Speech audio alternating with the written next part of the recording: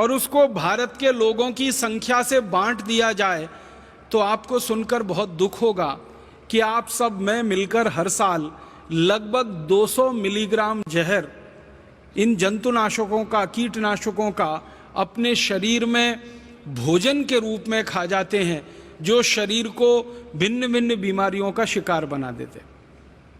हमारे भारत के खेतों में डाली जाने वाली जो रासायनिक खाद है और हमारे देश के फसलों के ऊपर छिड़का जाने वाला जो जहर है, इसके बारे में जितने भी रिसर्च हुए हैं भारत में और भारत के बाहर, वो ये बताते हैं कि ये जो खाद हम खेतों में डालते हैं, इसका मात्र 8 से 9% काम में आता है।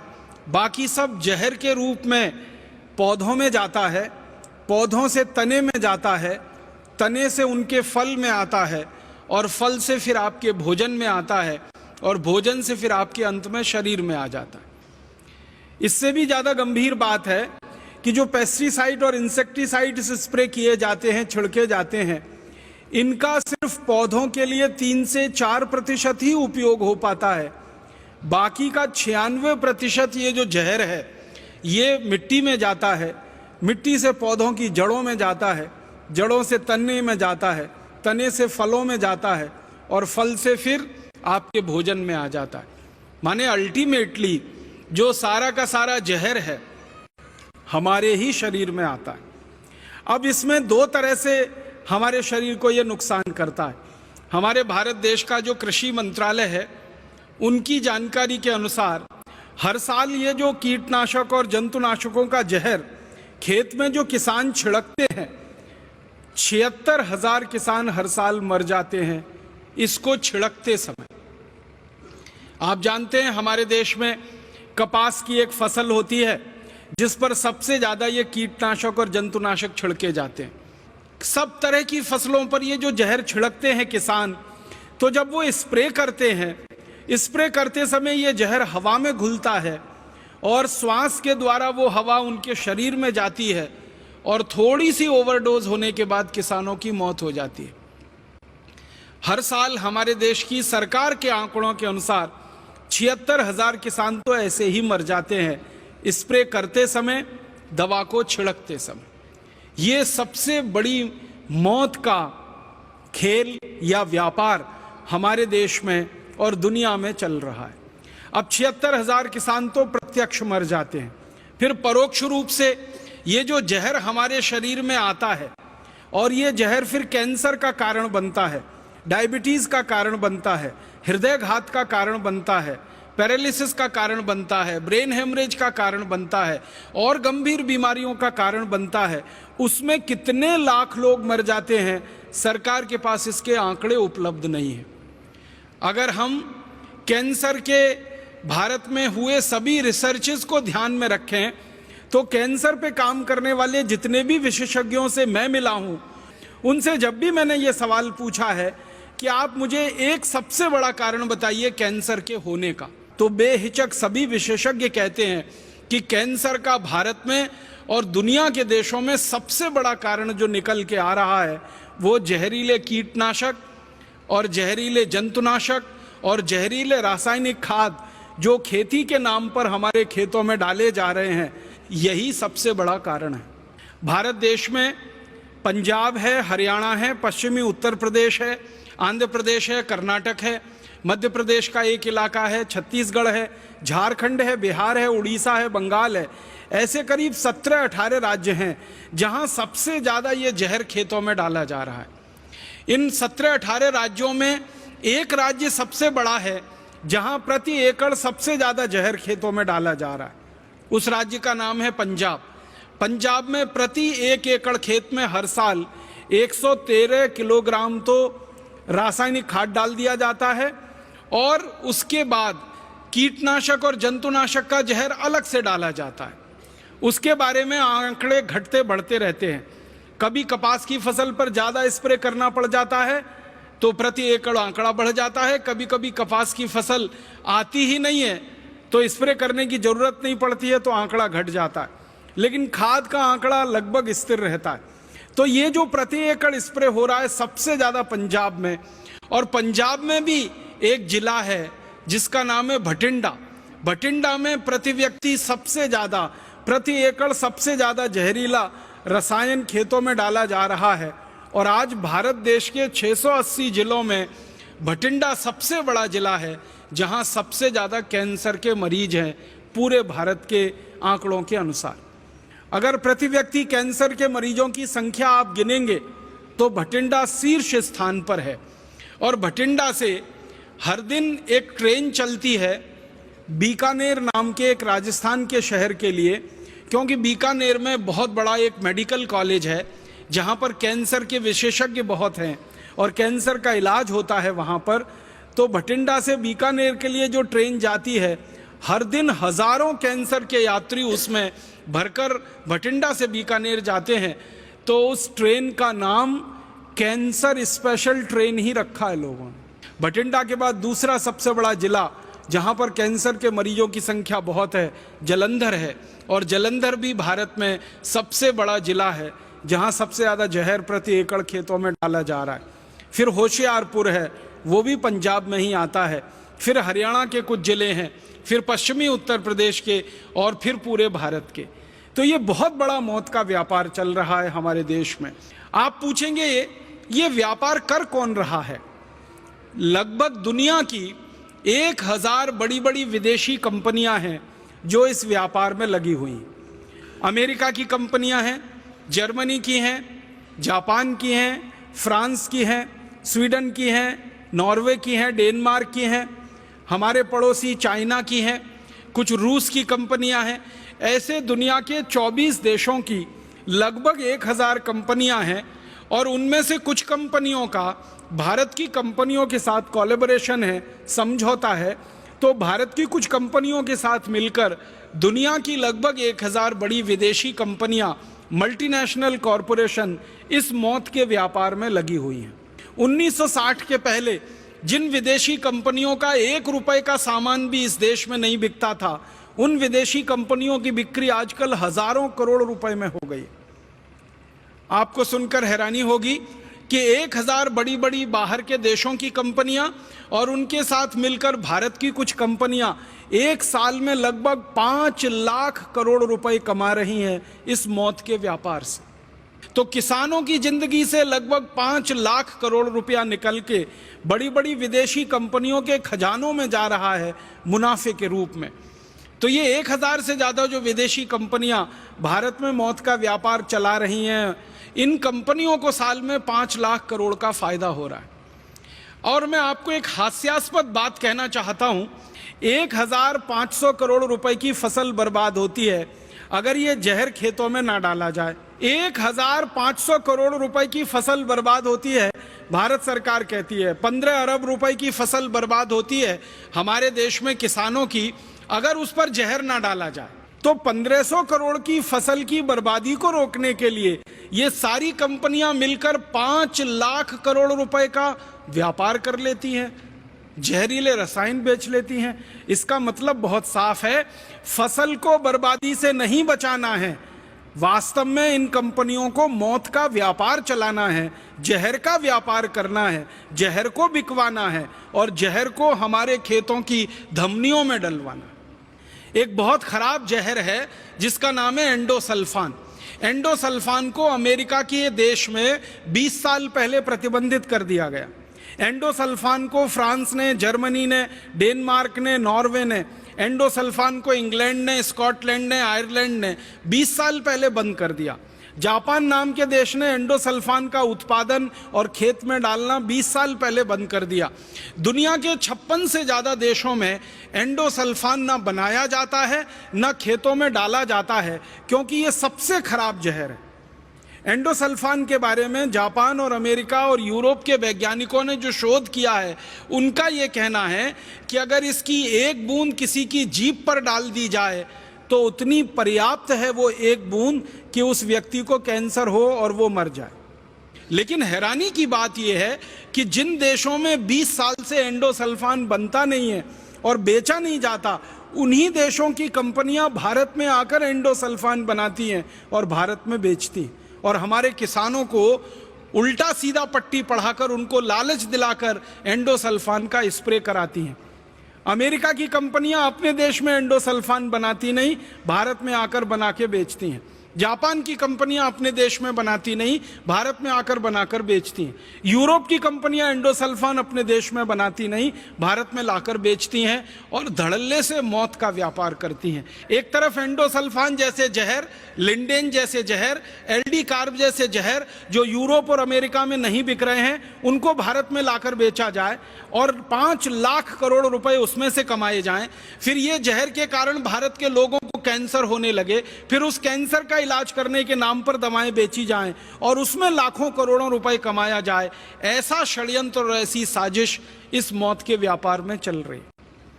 और ये मौत का व्यापार इतना गहरा हो गया है कि भारत का किसान तो बिल्कुल इसमें मजबूर है मर जाने के लिए। हम और आप सब भी बहुत मजबूर हो चुके हैं मर जाने के लिए। आप बहुत अच्छे योग्य चिकित्सक हैं। मैं आपको विनम्रता पूर्वक एक बात कहना चाहता हूं। आप चिकित्सक के रूप में अपना क्लिनिक चलाते हैं, वहां तक तो ठीक है, लेकिन जब आप अपना घर चलाने के लिए सब्जी बाजार जाते हैं और सब्जियां खरीद कर लाते हैं और सब्जियों के साथ साथ कभी आप फल खरीद कर लाते हैं, आपने कभी अंगूर खरीदा होगा बाजार से, काला अंगूर खरीदा हो या सफ़ेद अंगूर खरीदा हो, तो अंगूर को आप ध्यान से देखेंगे तो आपको लगेगा कि उस पर सफ़ेद सफ़ेद रंग का कोई पाउडर चिपका हुआ है और इतना ज़बरदस्त चिपका हुआ है कि उसको एक बार पानी से धो लो तो भी नहीं छूटता, 2 बार धो लो तो भी नहीं छूटता, 3 बार धो लो, 4 बार धो लो, 5 बार धो लो, 10 बार धो लो, 50 बार धो लो, 100 बार धो लो तो भी नहीं छूटेगा, क्योंकि वो ऑक्सैलिक एसिड का पाउडर है। फिर आप अंगूर खाते हैं, आपको मालूम है आप चिकित्सक होकर जहर खाते, और आप अकेले अंगूर नहीं खाते हैं, आपके किसी सहयोगी को भी खिलाते हैं, आपके किसी मेहमान को भी खिलाते हैं। एक तरफ कहते हैं मेहमान देवता होता है और उन्हीं को जहर भरा अंगूर खिला देते हैं।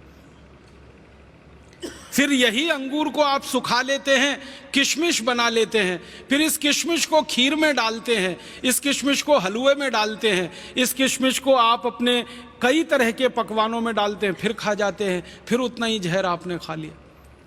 बाजार से इसी तरह से आप टमाटर खरीदते हैं, सेब खरीदते हैं। आप कभी बाहर चले जाइए जहां सेब पैदा होता है, जम्मू कश्मीर और हिमाचल प्रदेश में, मैंने तो अपनी आंखों से देखा है किसानों को कि सेब का जो गुच्छा होता है ना, उसको सीधे डुबो देते हैं जहरीले रसायन में। फिर हम भिंडी खाते हैं, हम तोरई खाते हैं, दूधी खाते हैं, हम पालक खाते हैं, मेथी खाते हैं। सब्जियों के ऊपर इतना स्प्रे होता है इन सभी केमिकल्स का कि हालत खराब है खाते खाते। एक साधारण भारतवासी कल्पना करिए, साल भर में 200 मिलीग्राम जहर खा जाता है सब्जियों के रूप में, और एक साधारण भारतवासी गेहूं, चावल, चने, दाल पर जो यूरिया डाला गया, डीएपी, सुपरफॉस्फेट डाला गया, उसके रूप में करीब करीब 1 किलो 700 ग्राम रसायन खा जाता है। यूरिया, डीएपी, सुपरफॉस्फेट के रूप में 1 किलो 700 ग्राम हम रसायन खा जाते हैं। एंडोसल्फान, एल्डी कार्ब, लिंडेन के रूप में 200 ग्राम और खतरनाक जहर खा जाते हैं। माने साल भर में लगभग 2 किलोग्राम जहर हमारे शरीर में जा रहा है। फिर इस जहर को बाहर निकालने के लिए भगवान ने आपका जो तंत्र बना रखा है, उसको क्या अतिरिक्त काम करना पड़ रहा है, और वो काम करते करते आपका तंत्र फेल हो जाए, आपकी किडनी फेल हो जाए, आपका लीवर खराब हो जाए, आपकी जिंदगी बिल्कुल मौत के मुंह में समा जाए, तो कौन जिम्मेदार है उसका? जिम्मेदार तो वो कंपनियां हैं जिनकी संख्या लगभग 1000 से ज़्यादा है, जो अपने स्वार्थ की पूर्ति के लिए इस मौत के व्यापार को भारत में चला रहे हैं और पूरे भारत को धीरे धीरे अंधे कुएं की तरफ धकेलते चले जा रहे। आप बोलेंगे ये मौत का व्यापार खाली भारत में चल रहा है? नहीं, दुनिया के बहुत सारे गरीब देशों में चल रहा है, भारत उसमें से एक है। हमारा पड़ोसी देश इंडोनेशिया, वहाँ भी यही मौत का व्यापार चल रहा है। हमारा एक पड़ोसी देश वियतनाम, वहाँ भी यही मौत का व्यापार चल रहा है। हमारा एक पड़ोसी देश अफ्रीका, वहाँ भी यही मौत का व्यापार चल रहा है। दुनिया में जो गरीब देश माने जाते हैं, जो विकासशील देश माने जाते हैं, जो अभी तक अमीर नहीं हुए हैं, समृद्धशाली नहीं हुए हैं, ऐसे 150 से ज़्यादा देशों में यही मौत का व्यापार चल रहा है। और यही 1000 कंपनियां हैं जिनके नाम हैं, वो इन देशों में भी यही मौत बांट रही हैं। और इन सभी देशों में एक ही तर्क चलाया जा रहा है, कृषि उत्पादन बढ़ाना है, अनाज को खराब होने से बचाना है, इसलिए ये सारा जहरीला रसायन खेतों में डालना है। अब जब इन कंपनियों को ये कहा जाता है कि उत्पादन अगर कृषि का बढ़ाना है और अनाज को खराब होने से बचाना है, फल सब्जियों को सड़ने से बचाना है, तो ये काम तुम्हारे देश में क्यों नहीं करते? आप इस बात को समझ लीजिए कि उनके अपने देशों में वो जहर मुक्त खेती करवाते। अमेरिका में और यूरोप के देशों में जो किसान खेत में जहर नहीं डालते उनको 400% तक सब्सिडी दी जाती है सरकारों की तरफ से, ज्यादा कीमत दे के खरीदती है। तो अपने देश में यूरोप और अमेरिका के किसानों को वो कहते हैं कि जहर मुक्त खेती करो, विष मुक्त खेती करो, खेत में जहर मत डालो और ज्यादा पैसा ले लो सरकार से। और वही देश की कंपनियां भारत में आकर उल्टा काम करती हैं, जहर युक्त खेती कराती हैं, विष युक्त खेती कराती हैं और हमारे खेतों की धमनियों में, हमारी धरती माता की धमनियों में इतना जहर डलवा दिया है कि आपके खून में, मेरे खून में, भारतवासियों के खून में ये जहर आने लगा है। हमारे देश में कई वैज्ञानिक संस्थाओं ने तो यहाँ तक रिसर्च करके बताया है कि माताओं के दूध में अभी एंडोसल्फान पाया गया है, माताओं के दूध में एल्डी कार्ब पाया गया, माताओं के दूध में लिंडेन निकला है, माताएं अपने नौनिहाल बच्चों को जो दूध पिलाती हैं उसमें ये जहर पाया गया है। आप सोचिए कि ये जहर कितने बड़े पैमाने पर, कितने बड़े स्तर पर हमारे देश के लोगों के स्वास्थ्य के साथ खिलवाड़ कर रहा है। बहुत बड़ा मौत का व्यापार ये हो रहा है।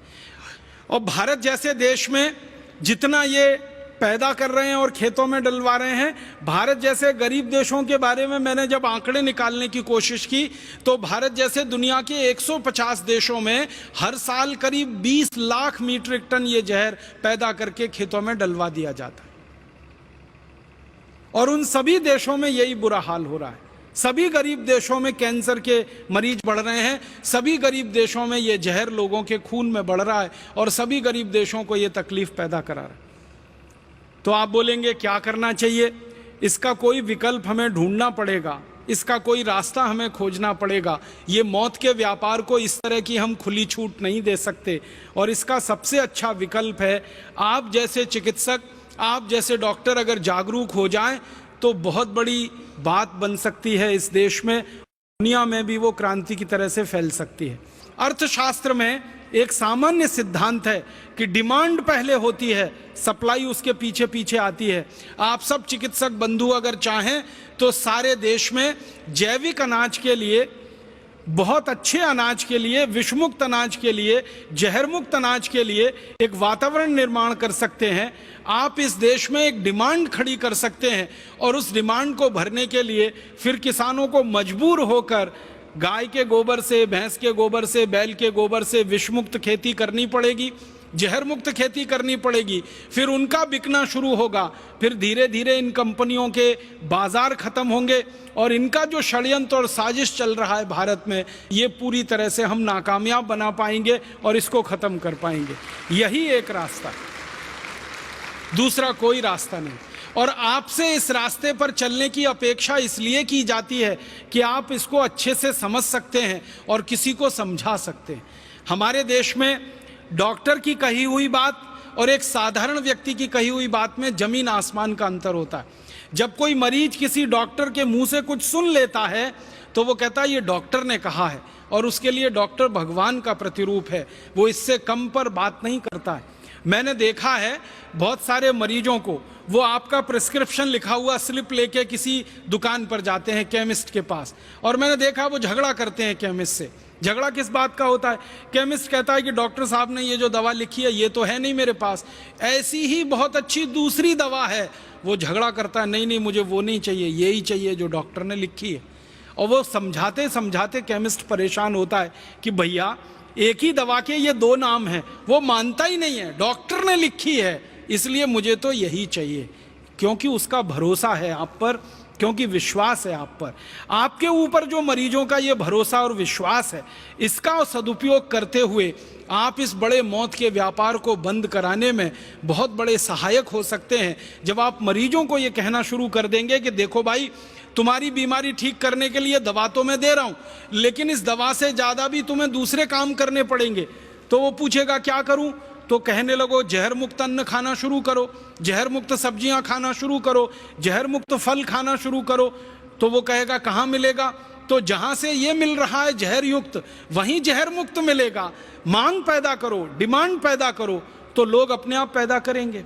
तो पहले कम पैदा होगा, शायद ज़्यादा कीमत में बिकेगा, फिर ज़्यादा पैदा होने लगेगा, कीमतें कम होती जाएंगी, और एक सामान्य रूप से पूरे भारत के लोगों को विषमुक्त अनाज, विषमुक्त भोजन, विषमुक्त सब्जियां और विषमुक्त फल उपलब्ध हो जाएंगे। एक तरफ इन कंपनियों का बाजार भी खत्म हो जाएगा, उनकी ताकत भी कमज़ोर हो जाएगी, और दूसरी तरफ हमारे लोगों को कैंसर जैसी गंभीर बीमारियों से बचने का रास्ता भी खुल जाएगा। माताओं के शरीर में ये जो जहर आ गया है दूध के रूप में, ये भी कम होता चला जाएगा। और एक सबसे आखिर में जो बड़ा काम होगा वो ये कि सारे भारत देश में जब ये खेती में क्रांति आ जाएगी, तो बड़ा सवाल पैदा होगा वो ये कि क्या बिना यूरिया, बिना डीएपी उत्पादन हो पाएगा? क्योंकि हमारे देश में ये जहर बेचने वाली कंपनियों ने एक कुतर्क फैला रखा है कि यूरिया डीएपी के बिना तो उत्पादन हो ही नहीं सकता। मैं आपको विनम्रतापूर्वक एक जानकारी देना चाहता हूं। इस भारत देश में बहुत सारे जागरूक किसान पिछले 15 सालों में ऐसे निकले हैं जिन्होंने अपने खेत में यूरिया डीएपी डालना बंद कर दिया, जिन्होंने एंडोसल्फान, मेलाथियान, पैराथियान डालना बंद कर दिया, जिन्होंने लिंडेन, एलडी कार्ब जैसे खतरनाक जहर डालना बंद कर दिया। ऐसे हजारों किसान हैं, और उनकी करीब 20 लाख एकड़ जमीन पर बिना यूरिया, बिना डीएपी अनाज पैदा हो रहा है, बिना किसी जहर के, बिना किसी कीटनाशक और जंतुनाशक के सब्जियां पैदा हो रही हैं, फल पैदा हो रहे हैं। 20 लाख एकड़ में खेती भारत में हो रही है। सबसे ज़्यादा ये खेती महाराष्ट्र में हो रही है, कर्नाटक में हो रही है, आंध्र प्रदेश में हो रही है, तमिलनाडु में हो रही है, केरल में हो रही है, मध्य प्रदेश में हो रही है, छत्तीसगढ़ में हो रही है, अब तो झारखंड, बिहार में भी शुरू हो गई है। हजारों किसान लग गए हैं, और उन किसानों का अनुभव ये कहता है कि यूरिया डीएपी से वो जितना पैदा करते थे उससे ज़्यादा पैदावार उनकी बिना यूरिया, बिना डीएपी से हो रही है। आपको मैं आंकड़े बताना चाहता हूं कि जो किसान पहले यूरिया डीएपी से 1 एकड़ में 30 मीट्रिक टन गन्ना पैदा करते थे, अब वही किसान गाय का गोबर, भैंस का गोबर, बैल का गोबर खेतों में डालकर 1 एकड़ में 90 मीट्रिक टन गन्ना पैदा कर रहे हैं, 3 गुना ज़्यादा। जो किसान पहले यूरिया डीएपी से 1 एकड़ में 15-20 क्विंटल तक गेहूं पैदा करते थे, आज वो गाय के गोबर, बैल के गोबर, भैंस के गोबर का उपयोग करके 1 एकड़ में 25 से 30 क्विंटल गेहूं पैदा कर रहे हैं, ठीक दुगना। जो किसान पहले 2 से 2.5 क्विंटल कपास पैदा करते थे 1 एकड़ में यूरिया डीएपी से, आज वो 7 क्विंटल कपास पैदा कर रहे हैं बिना यूरिया, बिना डीएपी के।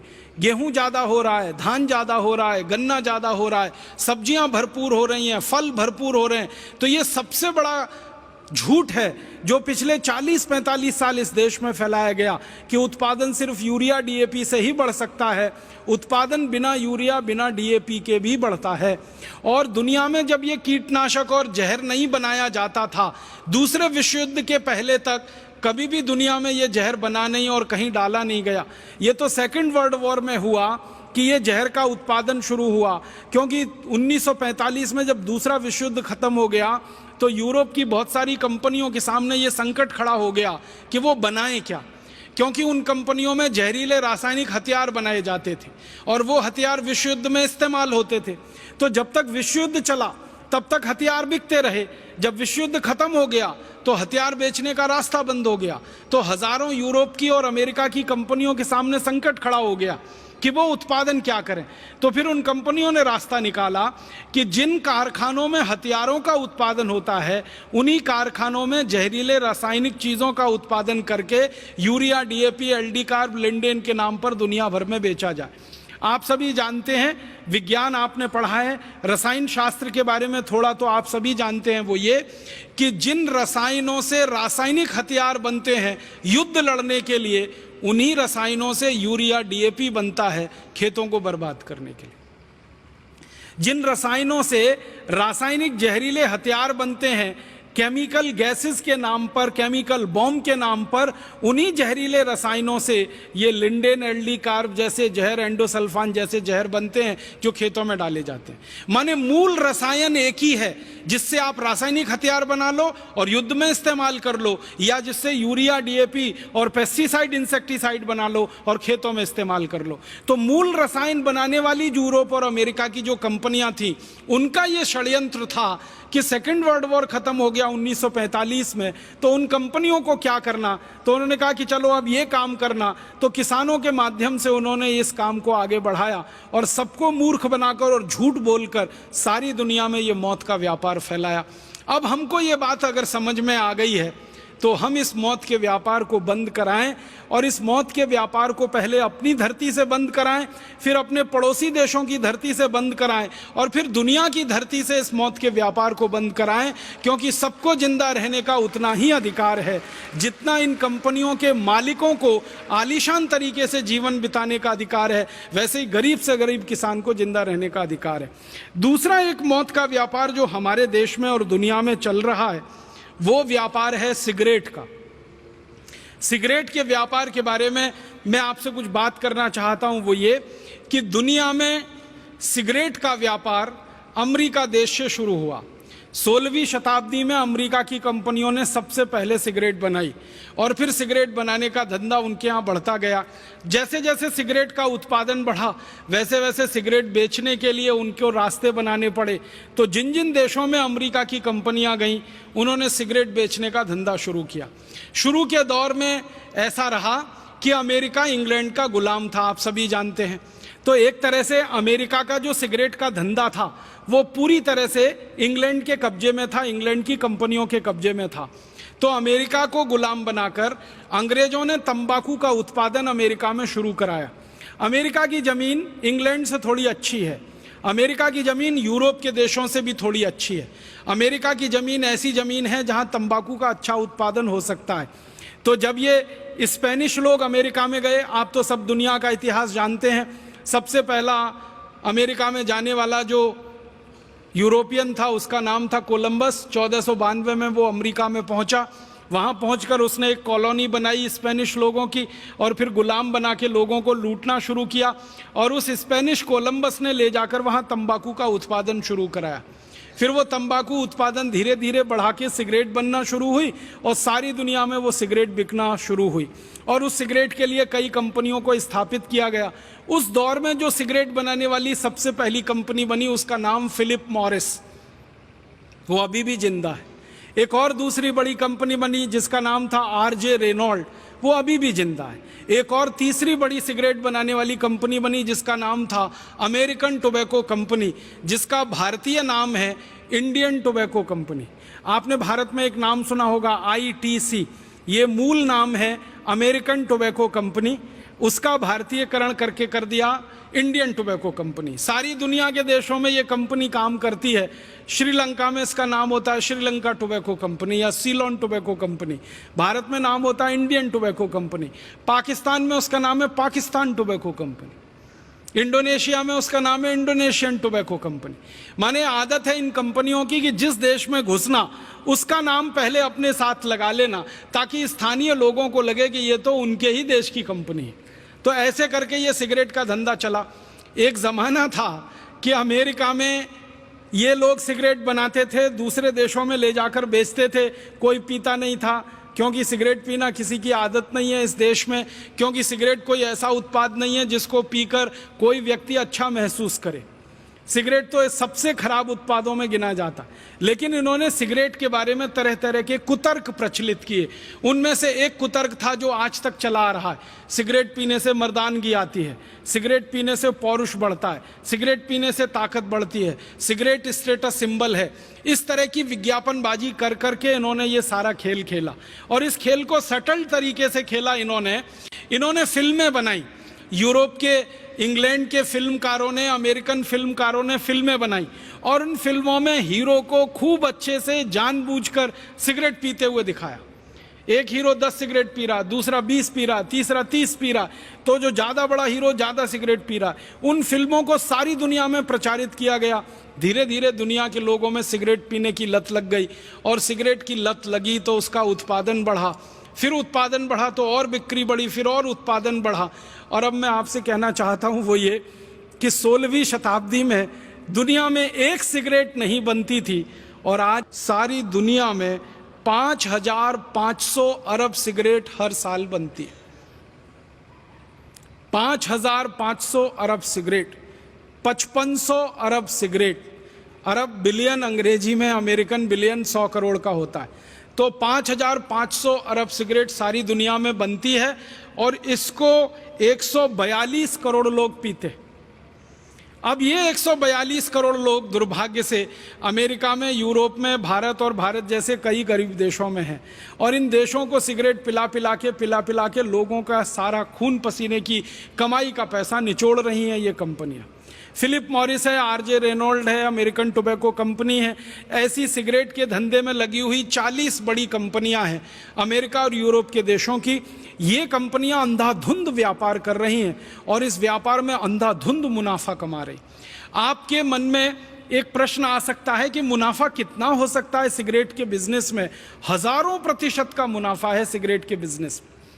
एक सिगरेट बनाने का अधिकतम खर्चा, इन कंपनियों की बैलेंस शीट में से आंकड़े निकालकर मैं आपसे बात कर रहा हूं, वो फिलिप मॉरिस हो या आरजे रेनॉल्ड हो या अमेरिकन टोबैको कंपनी हो या मार्लबोरो हो, कोई भी सिगरेट बनाने वाली बड़ी कंपनी की बैलेंस शीट आप देखो निकाल के, एक सिगरेट बनाने का अधिकतम खर्चा 20 पैसे आता है। एक सिगरेट बनाने का अधिकतम खर्चा 20 पैसे आता है, और वो सिगरेट बड़े आराम से भारत जैसे देश में 2 से 3 रुपए में, कभी कभी 4 रुपए में बिक जाती है। अगर 20 पैसे सिगरेट बनाने का खर्चा है और 2 रुपए में सिगरेट बिक रही है, तो आप अंदाजा लगा लीजिए मुनाफा हजारों प्रतिशत में है। और ये कंपनियां लाखों करोड़ों रुपए कमा रही हैं इस धंधे से, जो सिगरेट का धंधा है। भारत में इन कंपनियों का क्या हाल है?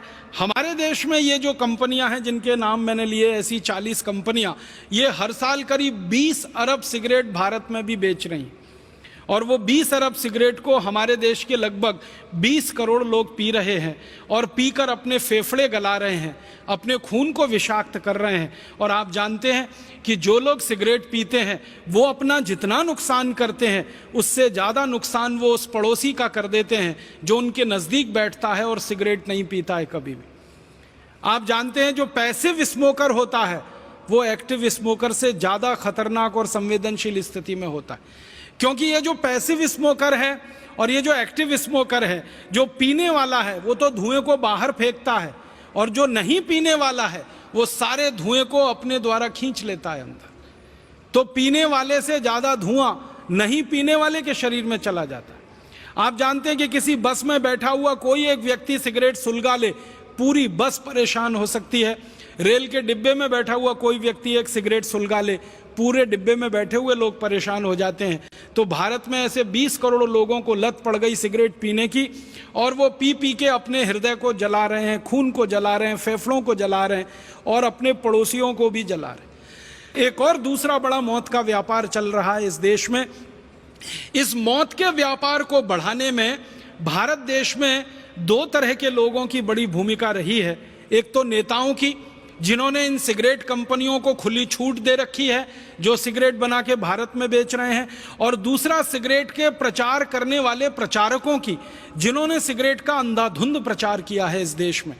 आपको मैं बताना चाहता हूं, हमारे देश में आईटीसी कंपनी की एक सिगरेट बिकती है जिसका ब्रांड नेम है विल्स, WILLS, विल्स। इस ब्रांड नेम से सबसे ज्यादा बिकने वाली सिगरेट है वो आईटीसी की कंपनी की है। अब इस सिगरेट को भारत में ज्यादा से ज्यादा बिकवाना, तो ये कंपनी ने पता है क्या किया? सालों साल इसने भारत की पूरी क्रिकेट टीम को खरीद लिया, सालों साल। और आप याद करिए कि भारत की क्रिकेट के टीम के सारे खिलाड़ी जो टी शर्ट पहनते थे उस पर सामने छाती पर विल्स लिखा रहता था। इंडिया पीछे लिखा होता था, विल्स आगे लिखा होता था। भारत पीछे है, सिगरेट बेचने वाली कंपनी का नाम आगे है। भारत के बड़े बड़े क्रिकेट खिलाड़ी में नाम नहीं लेना चाहता, जिनको ये देश तालियां बजा बजा कर अपनी कंधों पर उठा के घूम रहा है। ये सारे बड़े क्रिकेट खिलाड़ियों ने विल्स का सबसे ज्यादा प्रचार किया है। हमारे देश में सबसे ज्यादा रन जिस क्रिकेट खिलाड़ी ने बनाए हैं वो विल्स का सालों साल प्रचारक रहा है। उसके बैट पर विल्स लिखा रहता है, उसके ग्लव्स होते हैं उस पर विल्स का स्टिकर, उसकी छाती पर विल्स, उसके पैड पर विल्स, हर जगह विल्स विल्स विल्स। और क्या होता था, क्रिकेट का मैच होता था तो ट्रॉफी का नाम विल्स ट्रॉफी रखा जाता है। मैदान जिस पर खेल हो रहा है क्रिकेट का, उसमें दो तरफ विकेट्स होते हैं, दोनों तरफ जो एंड होता है बॉलिंग करने का, वहां विल्स लिखा जाता था। फिर मैदान में चारों तरफ विल्स के बहुत सारे होर्डिंग्स और साइन लगाए जाते थे। मतलब जो क्रिकेट मैच देखने आ रहे हैं वो क्रिकेट से ज्यादा विल्स विल्स विल्स देखते थे। और फिर जब बड़े बड़े क्रिकेट खिलाड़ी विल्स का स्टिकर लगा के मैच खेलते हैं, विल्स का पैड पहन के मैच खेलते हैं, विल्स के ग्लव्स पहन के मैच खेलते हैं, तो देखने वाला जो नौजवान वर्ग है उसको भी लगता है अच्छा क्रिकेट खिलाड़ी होना है तो विल्स पीना ही पड़ेगा। छक्का मारने वाला क्रिकेट खिलाड़ी होना है तो विल्स पीना ही पड़ेगा, चौका मारने वाला खिलाड़ी होना है तो विल्स पीना ही पड़ेगा। और उसके चक्कर में फिर ये विल्स की बिक्री बढ़ते बढ़ते बढ़ते बढ़ते भारत में यहां तक पहुंची कि बहुत दुख होता है, हर दिन भारत में 3000 नए लड़के सिगरेट पीना शुरू कर देते हैं। सरकार के आंकड़े, हर दिन सारी दुनिया में हर दिन 1 लाख नए बच्चे जिनकी उम्र 13-14 साल के आसपास होती है वो सिगरेट पीना शुरू कर देते हैं। ये विल्स के जैसे प्रचार का दुष्परिणाम है। तो क्रिकेट का प्रचार नहीं होता, विल्स का प्रचार होता। और क्रिकेट खिलाड़ियों के साथ साथ सिनेमा के जो हीरो हीरोइन हैं, एक्टर एक्ट्रेसेस हैं, ये हर दृश्य में ऐसा कुछ ना कुछ जरूर बात लाएंगे कि हीरो सिगरेट पिए। और यहां तो कई एक्टर ऐसे बदनाम हैं जो सबसे ज्यादा सिगरेट पीते हैं अपनी किसी भी फिल्म में। आप जानते हैं ऐसे कई एक्टर के नाम मैं लेना नहीं चाहता, वो हर सीन में ऐसी कोशिश करेंगे कि सिगरेट का सीन आए। बेटा बाप के सामने सिगरेट पी रहा है, भाई बहन के सामने सिगरेट पी रहा है, पति पत्नी के सामने सिगरेट पी रहा है। फिल्मों में ऐसे दृश्य जानबूझ के ठूसे जाएंगे तो फिल्म देखने वाले लोगों के अवचेतन मन में वो सिगरेट बैठती है फिल्म से ज्यादा, और फिर वो बाहर निकलते हैं हॉल से तो सिगरेट उड़ाना शुरू कर देते हैं। और आप जानते हैं 14-15 साल की उम्र में किसी ने एक बार अगर सिगरेट पी ली तो फिर उसको आप सिगरेट का नशेड़ी बनाने से नहीं रोक सकते, क्योंकि वही सबसे संवेदनशील उम्र होती है और धीरे धीरे उस रास्ते पर वो चल पड़ते। फिर इस सिगरेट से होने वाली जो मौतें हैं सारी दुनिया में, सरकार सारी दुनिया की कहती है कि कैंसर में जो सबसे बड़ा कारण है, मैंने बताया जहर, एंडोसल्फान जैसा और मेलाथियान जैसा और ये यूरिया डीएपी, उसके बाद दूसरे नंबर पर जो सबसे बड़ा कारण है कैंसर का वो सिगरेट ही है। और सारी दुनिया में करोड़ों करोड़ों लोग इस सिगरेट को पी के मर रहे हैं, प्रत्यक्ष रूप से परोक्ष रूप से। प्रत्यक्ष रूप से वो मर रहे हैं जो सिगरेट को खींच रहे हैं, परोक्ष रूप से वो मर रहे हैं जो उनके पड़ोस में बैठकर सारा धुआं खींच रहे हैं। भारत में तो अभी धीरे धीरे सिगरेट की बिक्री बढ़ा रहे हैं, चीन जैसे देश में काफ़ी इन्होंने बिक्री बढ़ा दी है। और ऐसे ही ये बिक्री बढ़ाते बढ़ाते इनका अंतिम लक्ष्य है कि दुनिया के अधिक से अधिक लोगों को सिगरेट पिला देना, ताकि 40 विदेशी कंपनियों के खजाने में लाखों करोड़ों रुपए जमा हो सके। ये दूसरा बड़ा मौत का व्यापार है जो चल रहा है हमारे देश में और दुनिया में। आपसे एक विनम्र निवेदन है कि इस मौत के व्यापार को भी आप बंद करा सकते हैं और हमारे नौजवानों को और सिगरेट पीने वाले बहन भाइयों को समझा सकते हैं। एक डॉक्टर की जो समझाइश होती है वो किसी दूसरे की नहीं हो सकती है। इसलिए आपसे मैं निवेदन करना चाहता हूँ, अपील करना चाहता हूँ कि आपके पास जो मरीज आते हैं, जो पेशेंट आते हैं, उनको आप समझाइए, विनम्रता से बताइए कि इन सिगरेट से कितना नुकसान होता है, व्यसन से कितना नुकसान होता है और सिगरेट कैसे आपके अंदर तक को जलाती है और कैसे खराब करती है। फिर इसके बाद एक और तीसरा बड़ा मौत का व्यापार है गुटखे का, खैनी का। ये 5000 करोड़ का व्यापार है और लाखों लोग इस व्यापार में परेशान हो रहे हैं। फिर एक इसके बाद का आगे का व्यापार है बीड़ी का। सभी तरह के व्यसन में हमारा देश डूबा हुआ। फिर उसके बाद एक शराब का व्यापार है जो मौत का व्यापार बन गया है। इस शराब के व्यापार को भी हमें बंद कराना है। भारत में 32,000 शराब की दुकानें हैं, 20,000 करोड़ की शराब बिक रही है, लाखों करोड़ों लोग इससे बर्बाद हो रहे हैं। और इसी तरह से एक बड़ा व्यापार हमारे देश में अफीम का है, मार्फीन का है और बहुत सारी नशीली दवाओं का है। हज़ारों मीट्रिक टन नशीली दवाएं बिक रही हैं और लोगों को तकलीफ़ में डाल रही हैं। तो मेरा आप सभी चिकित्सक भाइयों से यही विनम्र निवेदन है कि इन सभी मौत के व्यापारों को इस देश में जल्दी से जल्दी आप बंद कराइए और जल्दी से जल्दी इस भारत देश को एक रहने लायक, अच्छा, समर्थ, स्वस्थ और समृद्धशाली देश बनाइए।